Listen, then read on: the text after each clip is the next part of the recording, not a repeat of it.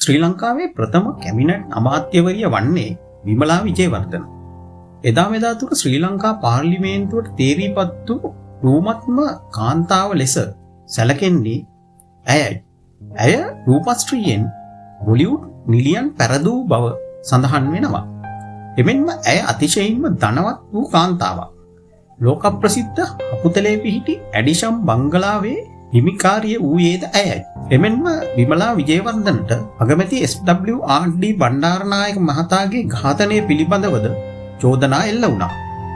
එමෙන්ම ඇය අත්අඩංගුවට පත් වුණා.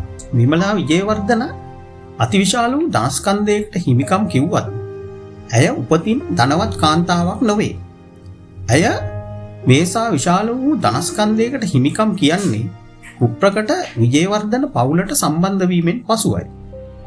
ඇය විජේවර්ධන පවුලේ ඩොන් චාල්ස් විජේවර්ධන සමග විවාහ වන්නේ ඇයට වයස අවුරුදු 16 දී. කටානේ ඉපදුණු ඇයගේ සොයුරිය විවාහ වූයේ චාල්ස් විජේවර්ධන සමගයි.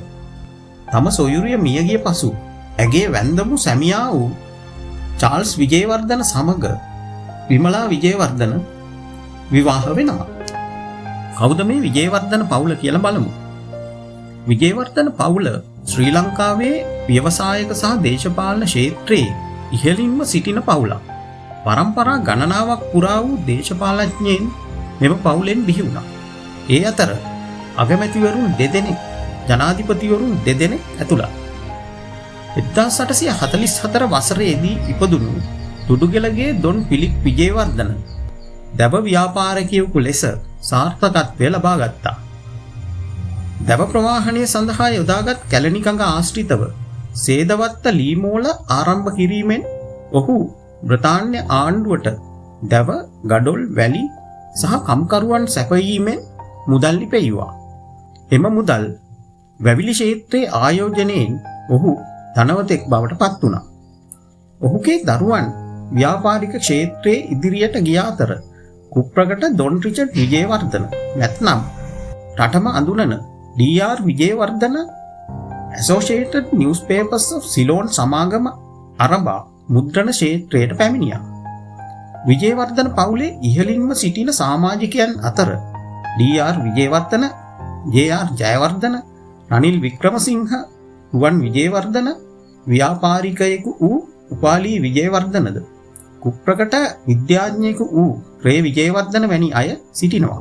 විමලා විජේවර්ධනගේ සැමියා වූ ඩොන් චාල්ස් විජේවර්ධන විසින් ඇඩිෂම් බංගලාව මිලදී ගන්නේ 1949 වසරේදී. මෙම අලංකාර වූ මන්දිරය ඉදි කරන්නේ ඉංග්‍රීසි ජාතික වැවිලිකරුවෙකු වූ සර් තෝමස් විලියස් විසින්.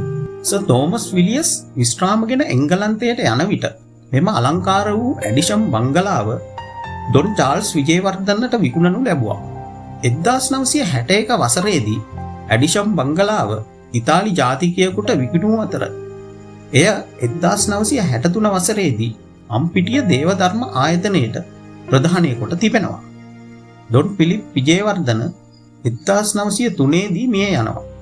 එවිට ඔහුගේ වයස අවුරුදු 38ක්. ඔහුගේ බිරිඳ හෙලේනා විජේවර්ධන තමයි ඔවුන්ගේ දරුවන් 9 දෙනා හදා වඩා ගන්නේ. ඒ අතර ව්‍යාපාර කටයුතු වලින් ඇය ඉදිරියටම යනවා. හෙලේනා විජේවර්ධන තම සැමියාගේ කටයුතු සාර්ථකව කරගෙන ගිය අතර ව්‍යාපාර තවදුරටත් දියුණු කළා. මේ කාලය වන විට විජේවර්ධන පවුල සතුව ඉඩම් අක්කර 20000ක් 30000ක් පමණ ප්‍රමාණයක් තිබුණු බව සඳහන් වෙනවා. බෞද්ධ ධර්මයේ කෙරෙහි බොහෝ නැඹුරු වූ හෙලේනා විජේවර්ධන බොහෝ විහෙර විහාර ප්‍රතිසංස්කරණයට සහ සංවර්ධනයට උරදුන් කාන්තාවක්. ප්‍රධාන වශයෙන්ම කැලණිය රජමහා විහාරස්ථානය ප්‍රතිසංස්කරණය සඳහා ඇය නොමසුරුව ධනය පරිත්‍යාග කළා. එමෙන්ම කැලණියේ ප්‍රධාන දායිකාව බවටද හෙලේනා විජේවර්ධන පත් වුණා. එමෙන්ම ඩොන් චාල්ස් සහ ඩොන් වෝල්ටර් කැලණිය විහාරය සමග දැඩි සම්බන්ධතාවයක් පැවැත්තුවා. මාපිටිගම බුද්ධරක්කිත නම් තරුණ භික්ෂුවක් කැලණිය විහාරාධිපති ධූරයට පත් කරන්නේද විජේවර්ධන පවුලේ උපකාරයෙන්. මාපිටිගම බුද්ධරක්කිත තෙරුන්ට සමීප මිතුරියක් මෙන්ම දේශපාලන සහකාරියක් වීමට නියමිතව සිටි කාන්තාව මුණගැසෙන්නේ ඩොන් චාල්ස්ගේ නිවසේදී බව පැහැදිලි. ඇය විමලා විජේවර්ධනයි. විමලා රූමත් වූ අතර දේශපාලනයට ඇලුම් කළා. ටික කලකින් කටකතාවලට අනුව ඇය බුද්ධරක්කිතගේ අනියම් බිරිඳ බවට පත් වූ බවයි සැලකෙන්නේ. 1952 දෙවන පාර්ලිමේන්තු මැතිවරණයේදී විමලා විජේවර්ධන ශ්‍රී ලංකා නිදහස් පක්ෂයෙන් කැලණිය ආසනයට තරඟ කර අතර ඇගේ ප්‍රතිවාදියා වූයේ ඇගේ පවුලේම ඥාතියෙකු වූ ජේ.ආර්. ජයවර්ධනයි. මෙම මැතිවරණයෙන් විමලා විජේවර්ධන ජේ.ආර්. ජයවර්ධනට ඡන්ද 6235කින් පරාජය වුණා. මෙම මැතිවරණයේදී බුද්ධරක්කිත විමලා වෙනුවෙන් රුපියල් 60000ක මුදලක් වැය කළ බව සඳහන් වෙනවා. 1952 වැනි කාලයක එය අතිවිශාල මුදලක්. 1956 මැතිවරණයට බුද්ධරක්කිත SWRD බණ්ඩාරනායක මහතාගේ ජයග්‍රහණය වෙනුවෙන් ක්‍රියා කළා. ඔහුගේ භික්ෂු පෙරමුණ බණ්ඩාරනායක මහතාගේ ජයග්‍රහණයේ ප්‍රධාන කොටස්කරුවෙකු වූ අතර ඔහුගේ මඟ පෙන්වීමෙන් භික්ෂුන් වහන්සේලා දහස් ගණනින් බණ්ඩාරනායක මහතාගේ ඡන්ද ව්‍යාපාරයට එකතු වුණා. 1956 මැතිවරණයේදී බණ්ඩාරනායක මහතා විශිෂ්ට ජයක් ලබා ගන්නවා. 1956 මැතිවරණයට විමලා විජේවර්ධන ඉදිරිපත් වූයේ මීරි ගම ආසනයේ. ඇය තම ප්‍රතිවාදියා වූ ජෝන් අමරතුංග පරාජය කොට විශිෂ්ට ජයක් ලබා ගත්තා. ඇයට ඡන්ද 36193ක් ලැබුණු අතර එය ප්‍රකාශිත ඡන්දවලින් 75%ක ප්‍රතිශතයක්. විමලා විජේවර්ධනගේ මැතිවරණ කටයුතු වල බර අදින ලද්දේ බුද්ධරක්කිත විසින්. ඔහු මෙම මැතිවරණයට රුපියල් ලක්ෂයක මුදලක් වියදම් කළ බව සඳහන් වෙනවා. 1956 පිහිට වූ SWRD බණ්ඩාරනායක රජයේ සෞඛ්‍ය අමාත්‍ය ධූරය විමලා විජේවර්ධනට හිමි වුණා. ඒ ඇය ශ්‍රී ලංකාවේ ප්‍රථම කැබිනට් අමාත්‍යවරිය බවට පත් කරමින් 1959 ජූනි මාස ඇය ස්වදේශීය කටයුතු සහ නිවාස ඇමති ධූරයට පත් කළා. කෙසේ වුවද දේශපාලන සාර්ථකත්වය ලබා ගැනීමට ඉහළ මිලක් නියම වුණා. බුද්ධරක්කිත ප්‍රකාශ කළේ මෙම පක්ෂයේ බලයට ගෙන ඒම සඳහා ඔහු රුපියල් ලක්ෂයකට වඩා වියදම් කළ බවයි.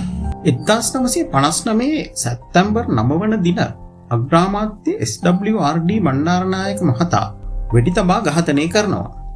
අගමැති ඝාතනය බුද්ධරක්කිත විසින් සැලසුම් කරන්නට ඇතැයි විශ්වාස කළ අතර විමලා විජේවර්ධනද එහි හවුල්කාරියක් සහ මූලික කාරණයක් වන්නට ඇති බවටද විශ්වාස කළා.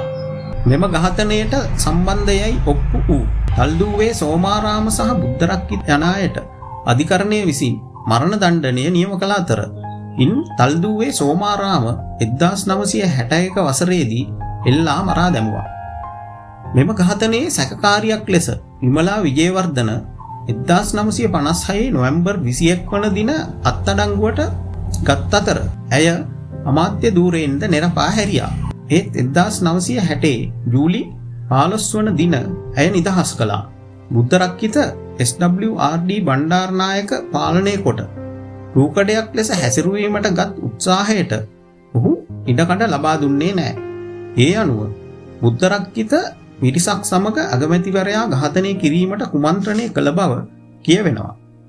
මේ සඳහා තල්දුවේ සෝමාරාම නම් ජාතිකවාදී භික්ෂුවකගේද සහාය ලබාගෙන තිබුණා. ඒ අගමැතිවරයා රටට ආගමට සහ දහමට ද්‍රෝහී වන බව ඒත්තු ගැන්වීම. අග්‍රාමාත්‍යවරයාගේ ඝාතනයෙන් පසු විජයානන්ද දහනායක අගමැති ධූරයට පත් වුණා. ඔහු විමලා විජේවර්ධනට ඉල්ලා අස්වන්නට උපදෙස් දුන්නද ඇය එය ප්‍රතික්ෂේප කළේ තමන් අහිංසක බව කියා සිටිමින්. බණ්ඩාරනායක ඝාතනයට චෝදනා ලැබුවත් පරීක්ෂණවලදී ඇය එම ඝාතනයට සම්බන්ධ නැති බව ඔප්පු වුණා. එහෙත් එය ඇයගේ දේශපාලන ජීවිතය කඩා ඉහිරවීමට සමත් වුණා. 1960 ජූලි මාසයේදී ඇය ක්‍රිස්තියානි ධර්මය වැළඳගත් අතර නැවත ප්‍රසිද්ධ දේශපාලනයට හෝ කිසිදු අයුරකින් ප්‍රසිද්ධ කටයුත්තකට සහභාගී වුණේ නැහැ. 1994 ජනවාරි 27 වන දින ඇය මාවනැල්ලේදී මිය ගිය අතර මිය යන විට ඇය 85 වන වියේ පසු වුණා.